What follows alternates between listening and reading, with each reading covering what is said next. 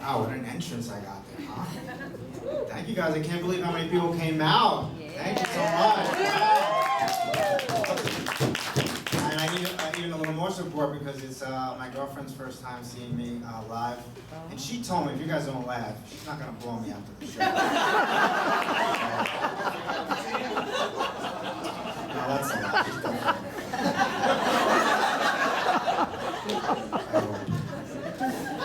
Alright guys, I'm really grateful to be back on my feet. I was in an accident last year and I was out of commission for a while. You know, after having spent 3 months in the hospital, I definitely have a different view on healthcare, you know, in particular with nurses. You know, I do give nurses a lot of credit. You know, they have a really hard job. They work a lot of hours, they do a lot of shit I really wouldn't be willing to do. But I'm going to tell you, there's always two sides to a coin because not all nurses are blonde hair with big tits that give you sponge baths and hand jobs all day. It's not like the old days. Not all of them are women either. I remember I needed to go to the bathroom and I asked the nurse for a bedpan and she told me she would be right back, so I was waiting patiently. About 5 minutes later I heard somebody come back into my hospital room and I heard, "James, bed 2B, you looking for a bedpan?" I swear, my butthole never puckered up so quick. I was like, "James? I never heard of him."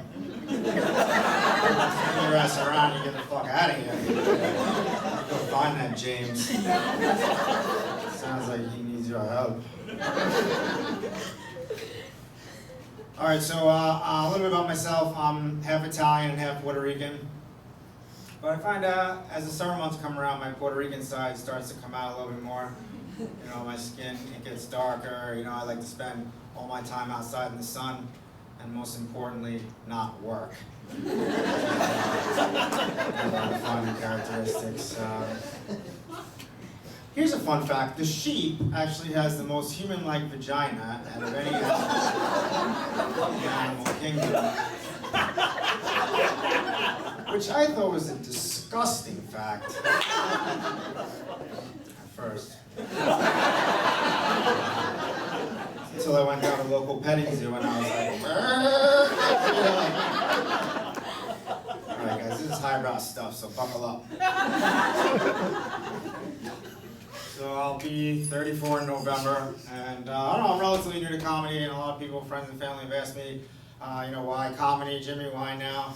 And I don't know, I thought about it, it was something I always wanted to do, you know, I'm definitely getting older, and I think I'm getting too old to go back into midget porn at this point. I think the opportunity, you know, opportunities close on that. But you know, the good thing about midget porn was my cock looked fucking huge. And those little midget hands. They used to call me Cockzilla. Trying to get more spiritual. This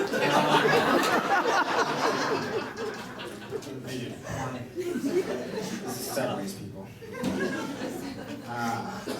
Trying to get more spiritual. A lot of people have recommended guided meditations, and I don't know. I thought I would give it a try. I didn't know how good I would do with it. I have a lot of trouble sort of calming my mind, but I figured I'd give it a shot. So I got on my phone, I went on YouTube, and I got one of these guided meditations, and I laid down with my headphones, and this soothing woman's voice comes on, and she said, "Quiet your breathing.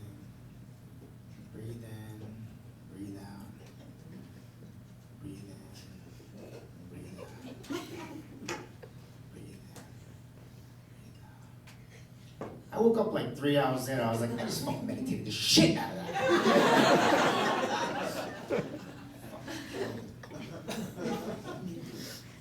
All right, so transvaginal mesh. Let's talk about it.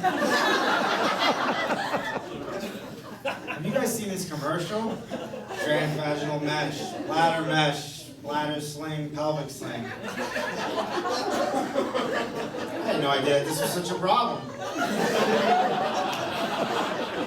fact, I didn't even know what the fuck transvaginal mesh was. I found out that it's something they put in the uterus from, you know, bad childbirths or whatever it is that you're into down there. But I thought transvaginal mesh was like a permanent diaphragm, like for the whorish woman on the go. Woman walks into the doctor, she's like, listen, doc, I'm gonna level with you here. I'm banging like 20, 30 guys a week. I don't got time to prep the diaphragm. Put the diaphragm in, take it out, clean it. Just need a fucking mesh.